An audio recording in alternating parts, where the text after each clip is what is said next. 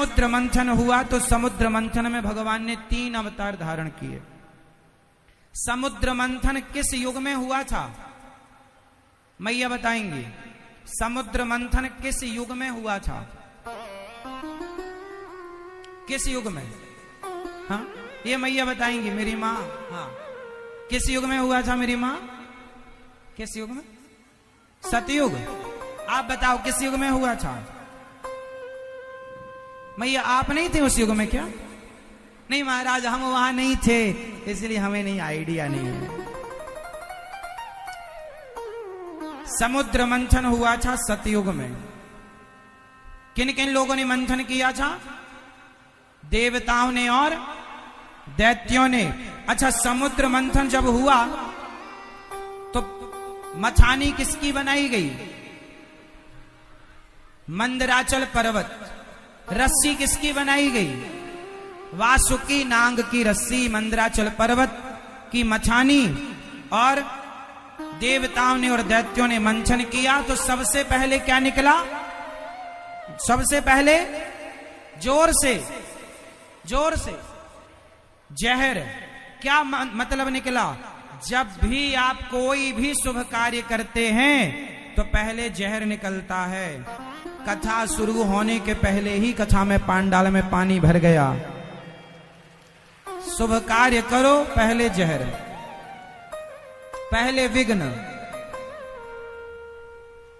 लेकिन एक बात है कि यदि शुरू में विष निकला है तो अंत में अमृत भी निकला है। डटे रहो, यदि जहर निकला है तो अमृत भी निकलेगा। ये तुम्हारे लिए मैसेज है कि जीवन में आप कोई भी काम करो, फैक्ट्री डालो, बिजनेस करो, तो पहले थोड़ा सा निराशा हाथ लगती है। क्या हाथ लगती है? अरे अब तो लगता धंधा नहीं चलेगा, बिजनेस नहीं चलेगा, फैक्ट्री नहीं चलेगी। ये जहर निकल रहा है, निकलने दो, पॉजिटिव रहो। शुरू में ये उतार चढ़ाव आते हैं, कुछ लोग घबरा कर छोड़ देते हैं, आखिरी में अमृत निकलने वाला था और आपने तो छोड़ दिया। हमारे देश में अक्सर लोग यही करते हैं, कुछ लोग कि काम करेंगे, उनको लगेगा यार इस काम में तो आप भक्ति करने लग जाओ तो भी आपको भक्ति करने वाले लोग भी, भक्ति करने वालों को भी दुनिया के लोग ताने मारते हैं, बड़ी मीरा बन रही है। तो ये सब जहर निकल रहा है। आप कोई भी शुभ कार्य करो, पहले क्या निकलेगा? जहर। लेकिन लगे रहो, अपने कर्म को ना छोड़ो, अपनी आस्था, अपनी श्रद्धा, भक्ति को ना छोड़ो, अपने कर्म को मत छोड़ो। यदि जहर शुरू में निकला है तो अंत में अमृत भी निकलेगा, लेकिन अंत तक लगे रहना पड़ेगा, हारना नहीं। हमारे शास्त्रों ने कभी हारना नहीं सिखाया, लगे रहो, मेहनत। देखो ना, कम लोग आए, अव्यवस्था थी, फिर भी हम अपना कार्य करते रहे। हमारे यजमान जी मेहनत करते रहे। आज मेरठ में इतिहास बनेगा सदा के लिए कि इस भीषण बारिश में भी पांडाल में पानी भरने के बावजूद भी पांडाल फुल था। पांडाल फुल, भक्तों से पानी बरस रहा है, भक्त गीले हो रहे हैं, फिर भी पांडाल खचाखच भक्तों से भरा। बोलो हाँ।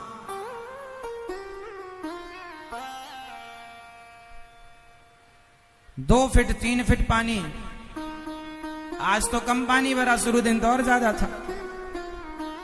तो पहले क्या निकलेगा? जहर। दूसरे नंबर पर क्या निकली? अच्छा, जहर किसने पिया? भोलेनाथ ने। देवताओं ने पिया अमृत और शंकर जी ने पिया विष, जहर। तो बताओ, अमृत पीने वाले बड़े हुए कि जहर पीने वाले? देवता अमृत पिए तो देवता देव कहलाए, शंकर जी जहर पिए तो देवाधिदेव महादेव कहलाए। अमृत पीने वाला बड़ा ना होता साहब, बड़ा ना होगा।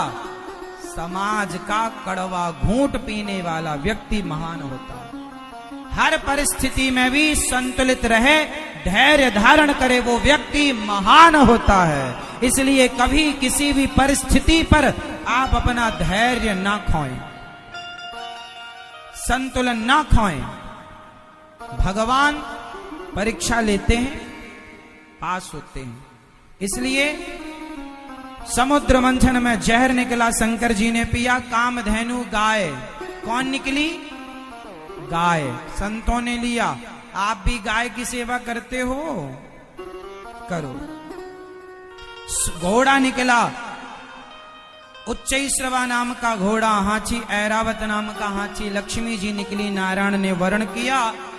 हयग्रीव भगवान ने अमृत लेकर प्रकट हुए और अमृत लिए तो दैत्यों ने छीन लिया। फिर मोहिनी भगवान ने अमृत का बंटवारा ठीक ठीक से कराया, देवताओं को पिलाया अमृत और राक्षसों को पानी पिलाते रहे। बस मुस्कुरा दे उनकी तरफ देख के, वो इतने ही में खुश थे। तुम तो मुस्कुराते रहो हमें देख के बस।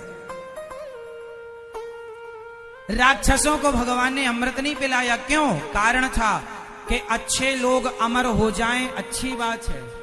बुरे लोग अमर हो जाएंगे तो ये सारी जिंदगी गलत काम करेंगे।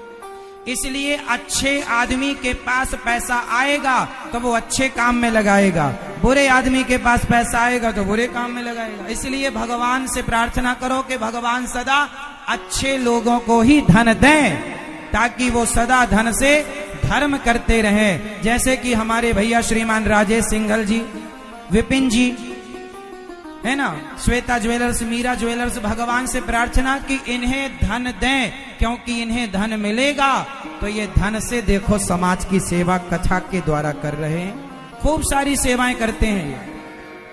अच्छे लोगों के पास धन होगा तो उनका धन कहां खर्च होगा? धर्म में।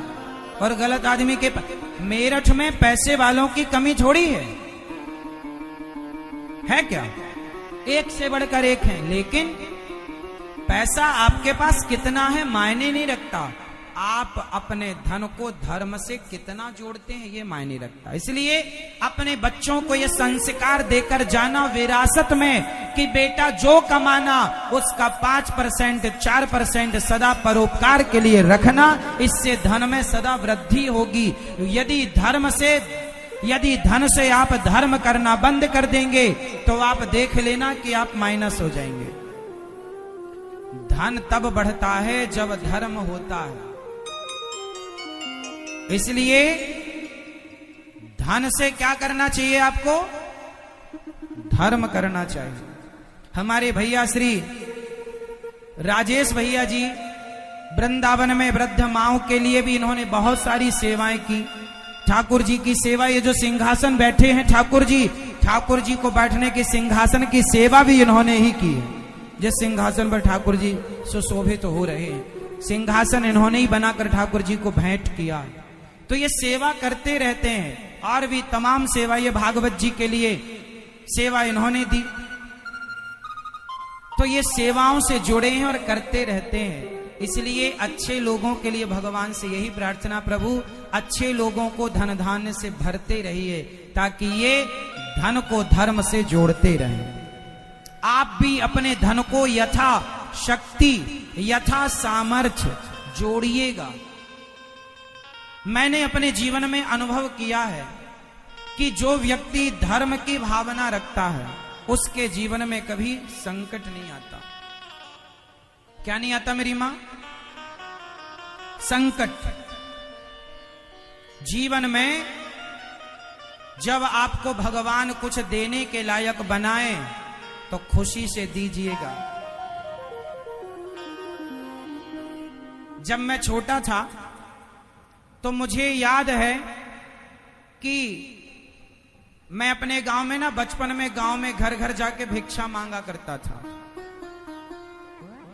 एक बार मैं किसी के घर भिक्षा मांगने गया तो उन्होंने कह दिया, पंडित जी बाद में आना। उन्होंने क्या कहा? पंडित जी बाद में आना। शायद उनका मन देने का, और देता क्या था आदमी? जरा से कटोरी में चावल, जरा सा मुट्ठी 2 मुट्ठी आटा, यही मिलता था भिक्षा में। हम बचपन में भिक्षा मांगते थे, भीख मांगते थे। एक सज्जन ने एक मैया ने कह दिया महाराज बाद में आना, मतलब वो टालना चाहती थी। साहब मेरा सिद्धांत था कि जो देगा उसके पास जाऊंगा, देने का मन नहीं है। मैं दोबारा जब भी रोज रोज नहीं, कभी कभी भिक्षा मांगने, अच्छा भिक्षा हम मांगते तो थे पर मांग कर ले आते थे। आटा मिलता था भिक्षा में, चावल मिलता था और दाल मिलती थी। अक्सर दाल चने की ज्यादा मिलती थी।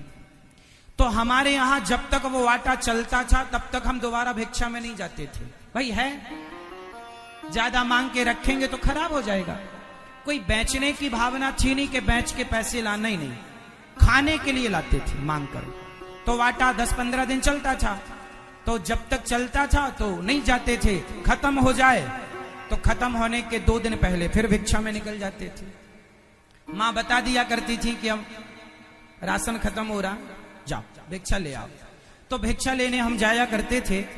तो पिछली बार जिसने मना कर दिया कि महाराज बाद में आना, सच्ची बताएं हम दूसरी बार गए, तीसरी बार गए, हर 15 दिन में जाते थे, लेकिन उस घर में नहीं जाते थे।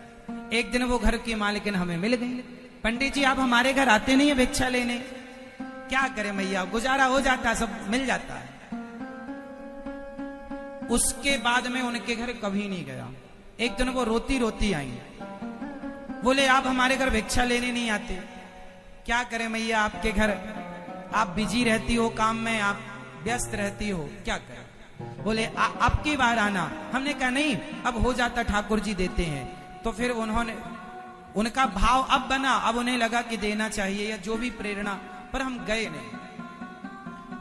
इससे एक सीख ली है हमने, आप लोग लेंगे कि नहीं? यदि ईश्वर ने हमें देने लायक बनाया है तो जरूर देना, क्योंकि देने लायक विधाता ने बनाया है। देने की सामर्थ्य किसके अंदर, किसने दी है? ईश्वर ने। यदि उसने देने के लायक ना बनाया होता तो बताओ आप क्या देते?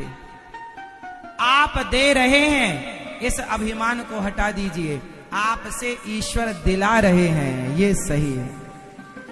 हम और आप कुछ नहीं है करने वाले, इसलिए ये अभिमान ना रखो। यदि आपके घर कोई भिक्षा मांगने आए तो समझ लेना कि इस रूप में भगवान आ रहे हैं। आपके घर की कोई भिक्षा ले रहा है तो ये आप पर बिहारी जी की कृपा है, वरना आज के जमाने में कौन किसके घर भिक्षा मांगने जाता है। लोग बचपन में अलग चावल दिया करते थे, मोटे चावल, टूटे चावल। अपना खाने का चावल अलग था, दान में देने का चावल अलग था। मैं बचपन में एक सपना लेकर चलता था। सपने तो मैंने भी बचपन में देखे हैं। मैंने कभी गाड़ी बंगले के सपने नहीं देखे कि मैं बड़ा होकर गाड़ी खरीदूंगा, बंगला लूंगा, ये कोई सपना नहीं। मैं बचपन में भिक्षा मांगने जाता था, तब मेरे मन में एक सपना था कि बड़ा होऊंगा तो एक अन्य क्षेत्र शुरू करूंगा जहां पर कोई भी आए सबको भरपेट भोजन कराऊंगा। मुझे खिलाने का, भोजन कराने का बड़ा शौक था बचपन से। आप आश्चर्य मानेंगे, मैं स्वयं बनाकर खिलाता था। मैं आज भी, आज मतलब 2023 की आज की तारीख में भी मैं 500 और 1000 लोगों का भोजन कुछ ही घंटे में तैयार कर सकता हूं। आज भी मेरे अभ्यास है। 1 कुंटल मतलब 100 किलो आटा, 100 किलो आटा की रोटी मैं एक बैठक में बना लेता था। एक बार बैठता था तो 100 किलो आटे की रोटी बेल कर उठता था। रोटी, विद्यार्थी जीवन था ना, तो आश्रम में ड्यूटी लगती थी, सेवा, एक दिन सेवा करनी। तो भोजन, एक दिन भोजन वो विद्यार्थी बनाएगा, एक दिन भोजन ये विद्यार्थी बनाएगा। हेल्प में भी लोग रहते थे, लेकिन मेरी ड्यूटी जब आती थी तो जिनकी, जो वहां के हेल्प करने वाले थे वो छुट्टी पे चले जाते थे कि आज मेरे स्कूल का नाम था अनिल, आज अनिल की ड्यूटी है तो आज कोई नहीं जाएगा, वो खुद करेगा। तो मेरी ड्यूटी जिस दिन आश्रम में भोजन बनाने की होती थी, मैं अपने हाथ से दाल, सब्जी, चावल और रोटी 4 चीजें बनाता था और 500 लोगों के लिए बनाता था। कभी 200 लोगों का, कभी 500 लोगों का, कभी 1000 लोगों का बनाता था। तो मैं कभी पीछे नहीं हटता था। सबको भोजन बनाओ, मैं भोजन बनाता था, सबको भोजन कराता था। भोजन कराने के बाद स्वयं भोजन करता था। जैसे घर में माँ सबको भोजन करा के खाती है ना, कई बार उसके लिए सब्जी भी नहीं बचती, कई बार माँ के लिए दाल भी नहीं बचती, क्योंकि सब परोस देती है। तो वो अचार रोटी, ऐसा कई बार मैंने देखा कि सब खिलाने के बाद दाल भी नहीं बची, सब्जी भी नहीं बची, तो भी खाए। हर परिस्थिति पर पॉजिटिव रहे और भगवान से यही प्रार्थना की कि प्रभु आज यदि आपकी इच्छा है कि मैं भीख मांगूं तो आपकी खुशी में मेरी खुशी, और जब आप देंगे तो सेवा करूंगा। इसलिए बिहारी जी ने सेवा करूंगा, सेवा दास अनिरुद्ध ने किया। इसलिए बिहारी जी ने आज गौरी गोपाल आश्रम में इतनी बड़ी सेवा है कि पूरे भारत देश की रसोइयों में 5वें नंबर की रसोई गौरी गोपाल जी की रसोई। एक भिखमंगे से, एक भिखारी से ठाकुर जी ने इतनी बड़ी सेवा कराई। ये भगवान की कृपा नहीं तो क्या है। इसलिए मेरी औकात क्या थी, मुझे कौन जानता था तेरी बंदगी से पहले। इसलिए भगवान सबको देख रहे हैं, सबकी सुन रहे हैं। नेकी के रास्ते पर चलना साहब, कोई जमाना आपके साथ खड़ा हो ना खड़ा हो, भगवान आपके साथ है। जगत पर विश्वास ना करना और जगत के भरोसे ना रहना, सदा जगन्नाथ के भरोसे रहना। इसलिए ये दास अनिरुद्ध सेवा हमें जो भी आज हम आपके मेरठ आए कथा सुनाने। जानते हैं क्यों? जब हम आश्रम से आते हैं ना तो हमारी माताएं बोलती हैं बेटा कब आओगे। तब मैं अपनी माँ से कहता हूँ माँ मैं केवल आप लोगों के लिए जा रहा हूँ, मेरा अपना कोई उद्देश्य नहीं है। 4 पैसे कमाऊंगा तो आप लोगों की सेवा कर पाऊंगा। इसलिए जैसे आप 4 पैसा कमाने के लिए जाते हैं शहर, 4 पैसा कमाने नौकरी करते हैं, मैं तो नौकरी नहीं करता, बिजनेस नहीं, व्यापार नहीं, केवल भिक्षा के बल पर आज वृंदावन में सेवाएं चल रही हैं। इसलिए इस भिक्षुक को आप भिक्षा देने लायक समझें तो जरूर दें, क्योंकि हम ऐसे भिक्षुक हैं कि बार बार हम आते भी नहीं हैं। हम ऐसे भिक्षुक हैं कि बार बार आते नहीं और बार बार कहते नहीं आपकी मर्जी हो दो, मर्जी ना हो मत दो, खुश रहो, आशीर्वाद दो कि सेवा करता रहो। देने वाले तो भगवान हैं, कभी वो हमें निमित्त बनाकर सेवा करते हैं, कभी वो आपको निमित्त बना करके सेवा कराते हैं। करना कराना भगवान को है, वो हमें और आपको। इसलिए आपसे कहूंगा कि वृंदावन में एक दिन की अन्न सेवा अपने बच्चों के नाम से आप भी बंटवाइएगा, अन्य क्षेत्र संतों को आप भी दीजिएगा। गौरी गोपाल जी की रसोई चलती है, हजारों 30,000 लोग रोज प्रसाद पाते हैं। अच्छा, आप में से कितने लोगों ने वृंदावन में जो सेवा गौरी गोपाल आश्रम में चलती, कितने लोगों ने अपनी आंखों से देखा है? जो देखे हैं वो हाथ उठाएं। देखो मेरठ में भी इतने लोग देखने वाले हैं। पूरे भारत देश के मैं कोने कोने जाता हूं, कोई ना कोई वृंदावन की सेवा देखने वाला भक्त मुझे मिल ही जाता है। इसलिए जो लोग नहीं आए, मैं आप मेरठ वासियों से हाथ जोड़कर कहता हूं वृंदावन आना, पहले गौरी गोपाल आश्रम में चल रही सेवाओं को अपनी आंखों से देखना और देखने के बाद लगे तो सेवा में सहयोग करना कि हाँ यहां सेवा हो रही है। 30,000 लोग रोज प्रसाद पाते हैं निःशुल्क, 1 रुपए चार्ज नहीं है किसी का। भैया ने तो देखा है कई बार, अपने हाथ से बांटकर सेवा भी की है।